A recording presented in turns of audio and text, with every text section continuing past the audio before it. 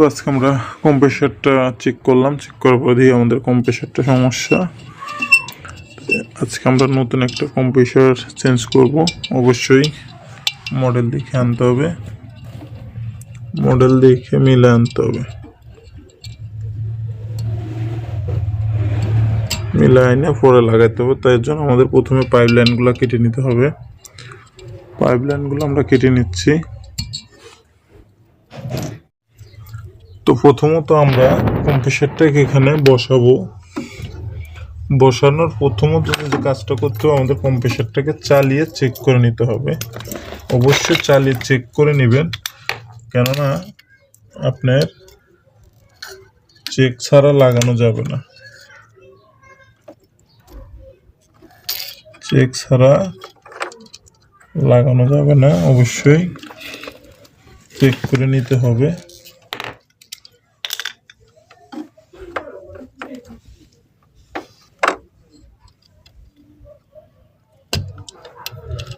যেহেতু আমাদের এখানে ক্যাপাসিটার আছে, আমরা ক্যাপাসিটার কানেকশনটা দিয়ে দিলাম। কানেকশনগুলো শেষ। এই যে কমন, এটা হলো কমন। হ্যাঁ, কমন উপরে, এটা নিউট্রাল, আর এটা যে ক্যাপাসিটার একমাত্র অনেক ফেজ। এটা না ফেজ নিউট্রাল একটা চেঞ্জ হলে অসুবিধা নেই। ফেজ নিউট্রাল উপরের সাথে একটু এক্সচেঞ্জ হলে। আর এই পাশে যেটা দিলেন এটা ওটা হচ্ছে স্টার্টিং, ওই ক্যাপাসিটার অন্য প্রান্ত, ক্যাপাসিটার দুই প্রান্ত না। হ্যাঁ হ্যাঁ হ্যাঁ, ওইটা হচ্ছে ক্যাপাসিটার অপর প্রান্ত। আচ্ছা, এখন চালাচ্ছি, বডি তার দিই। ঠিক আছে।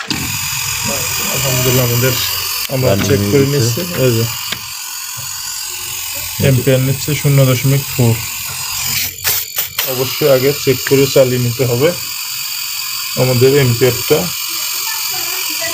0.4 নিচ্ছে। কাজটা করার আগে অবশ্যই চালিয়ে নিতে হবে। এরপরে যে কাজটা করতে হবে আমাদের, আমি জেনে হাত দেবো, সামনে দেবে, পয়েন্টগুলা ভালো মতো ঘষে নিতে হবে।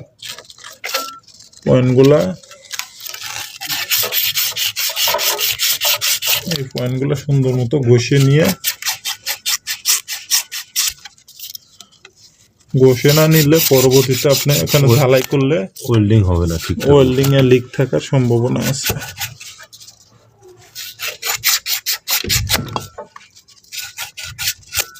আচ্ছা, এখন হচ্ছে নাটগুলো লাগেনি।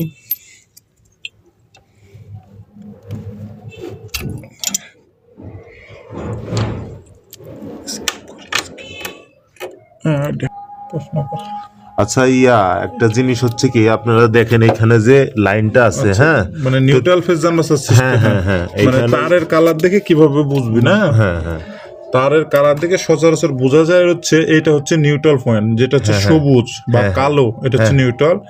আর এই যে এটা কি একটু লাল লাল, একটু লাল বা গোলাপি আর কি, বাদামি কালার বলে ফেজ, বা এই যে এই কালার এশ কালার ফেজ, এই যে নিউট্রাল।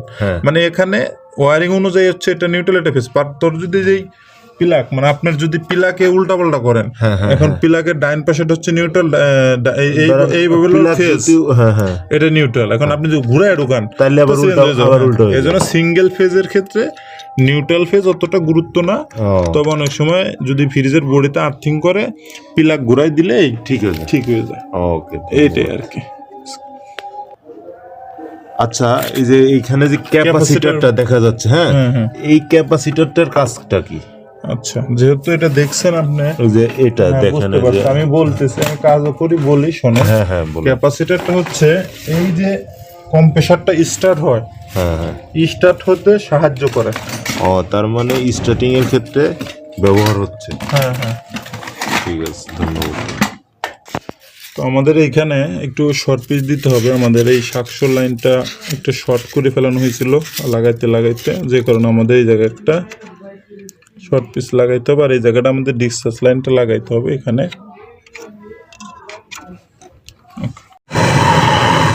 আমাদের পাইপগুলা খুবই ভালো মতো জ্বালাই করতে হবে।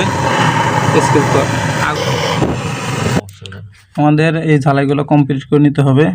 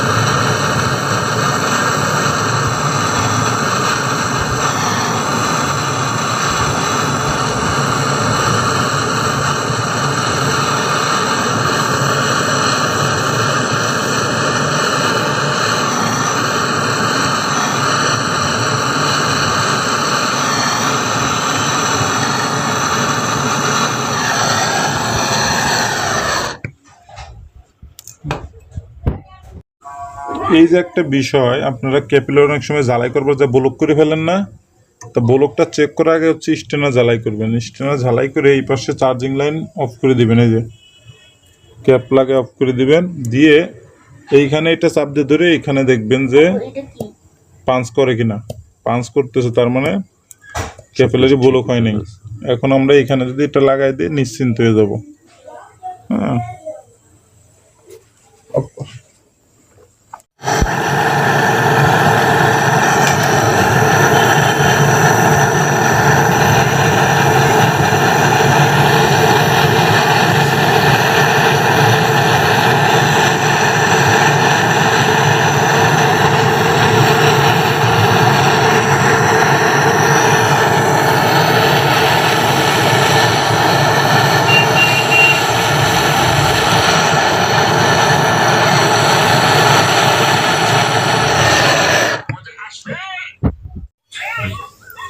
আমাদের সম্পূর্ণ ওয়েল্ডিং মোটামুটি শেষের দিকে। এখন আমরা যে কাজটা করব, আমাদের যে মিটার থাকবে, গ্যাস মিটার, মিটারের এক প্রান্ত লাগাবো এখানে, অপর প্রান্ত লাগাবো সিলিন্ডারে, লাগিয়ে আমরা গ্যাস দেওয়ার জন্য প্রস্তুত নিচ্ছি।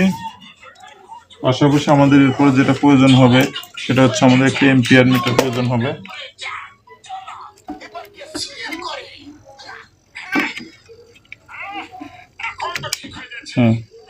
এম্পিয়ার নিচ্ছে 4 আনলোডে। হ্যাঁ, আমাদের এটা সব কিছু ওয়েল্ডিং করা শেষ। এখন আমাদের অপেক্ষা করতে হবে, এখান দিয়ে বেকম করে নিচ্ছি আমরা, কিন্তু এখন বেকম করে নিচ্ছি। আমার এই সিটে কিন্তু ফ্রিজটা কিন্তু রানিং। এইখানে আমরা এই যে আমরা কিন্তু চাইলে এইভাবে দেখতে পারি, এই যে, অর্থাৎ এর ভিতরে যত হাওয়া আছে ময়শ্চারাইজ সব বেরিয়ে যাচ্ছে। হ্যাঁ,